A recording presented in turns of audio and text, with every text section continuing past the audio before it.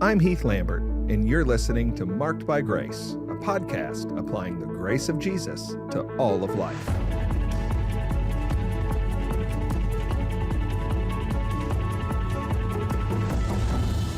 What do I do if I misgender someone and hurt their feelings? That's the question this week on Marked by Grace. If you've got one you'd like me to answer, then you can send it in at markedbygrace@fbcjax.com. That's markedbygrace@fbcjax.com. And this week is a tricky one. What happens if I misgender someone and hurt their feelings? Now, listen, this is a complicated question because I got to fill in some background here. This is one of those questions that has come in that if it were asked 10 years ago, it would not have made sense to anyone at all. But now it's a thing that's out there and that we need to process. So let me explain a few things before I get into the meat of the answer. First, we need to understand what misgendering is. There are going to be some people who don't understand or appreciate what it is to misgender someone. This is a phenomenon that we experience in the transgender revolution, the transgender world that we're living in, where people deny that God makes people as either male or female. And instead, we live in this rebellious world where people believe that they get to declare what their own gender is. And so if I'm a biological male, but I say I actually identify as a female, and I would like you to use female pronouns for me, and instead of calling me Heath, for example, I insist that you call me Heather. So that's the way it works today. We live in a world where people believe they get to do that. And when you misgender someone is when you commit the cultural transgression. It's not a biblical transgression, but you commit the cultural transgression of calling someone by their biological gender instead of by their declared gender. So you look at someone who obviously is a man, and you refer to him with the male pronoun. You say him or he, and this person says, I'm not a him or a he. How dare you? I am a girl. I'm a she. I'm a her. And now you have offended that person. That is misgendering, when you call somebody by a gender to which they do not identify. Okay, that's the first thing. The second thing is that it is important that we recognize that this is a question about hurt feelings. So this is a sensitive person that's asking this, and I love the question. I've misgendered someone and I have hurt their feelings. This person is not saying, I think the person is what they claim to be, but they're saying, I've hurt their feelings and I don't want to do that. I'm not trying to do that. And that is a good instinct.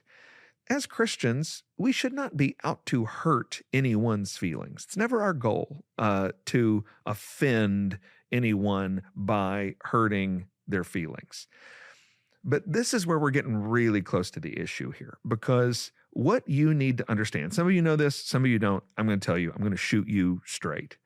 There is a game being played in our culture, and that game is rigged. All right, this is the way it is. Don't make the rules. I'm just telling you about the rules. Our culture has figured out that you are not allowed to say anything that hurts someone's feelings. The big transgression in our culture is hurting someone's feelings. That's the game. That's the rules of the game. You are not allowed to hurt me. But I said the game's rigged, and here's the way the game is rigged. You're not allowed to hurt someone's feelings unless those feelings belong to someone who has a traditional and conservative point of view. You're allowed to hurt the feelings. You're allowed to cancel and insult and condemn people who have traditional and conservative feelings, traditional and conservative points of view. But you are not allowed to hurt the feelings of someone who has progressive, liberal, secular points of view.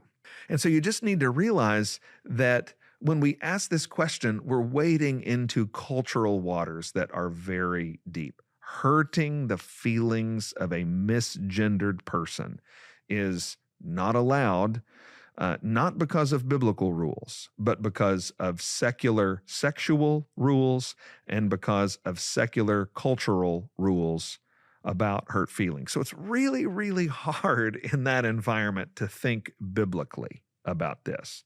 And here's the reality. You are not going to be able to think about this biblically. You are not going to be allowed to speak about this biblically without being accused of hurting feelings. Because what we got to do, if I'm not going to hurt your feelings, is value everything about what you think, value everything about what you want, and value everything about how you say I am supposed to speak to you. And the Bible just limits our ability to do that in this culture. So here's what we need to say by way of response to the question, what if I misgender someone and hurt their feelings? Well, here's the way emotions work in the Bible. Our emotions work when they are a proper response to truth, and they do not work when they are an improper response to truth. Think about Genesis chapter 4, verses 6-7. The Lord said to Cain, "Why are you angry, and why has your face fallen? If you do well, will you not be accepted? And if you do not do well, sin is crouching at the door. Its desire is contrary to you, but you must rule over it." Here's what happened. Cain got his offering rejected, disapproved by the Lord, and it hurt his feelings. And when God saw that his feelings were hurt, he said, "Man, what are you doing? If you do the right thing, you'll be approved." He's saying the problem, Cain, is not your hurt feelings, but is your wrong action. Okay? So here's the thing. If someone gets their feelings hurt because they were misgendered, it points to a problem. The problem is not that they were misgendered. The problem is that they believe they were misgendered.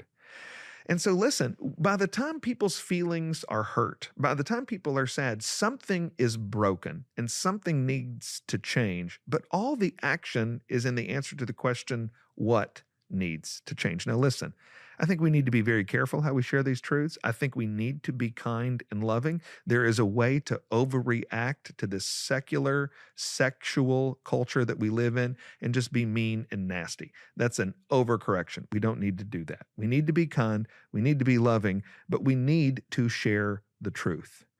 So we need to be people who are focused on the truth. But we also need to be careful. Our culture needs to be careful that they receive the truth.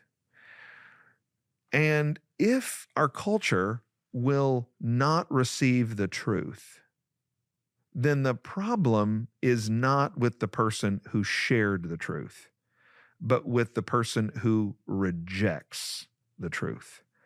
So if a person is misgendered by you and their feelings are hurt, you have not committed a sin against them. Actually, the sin is in their hurt feelings, which is an improper response to the truth.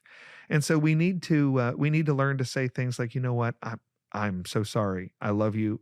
I care for you. I don't mean to hurt your feelings, but I also want to be the kind of person who tells the truth.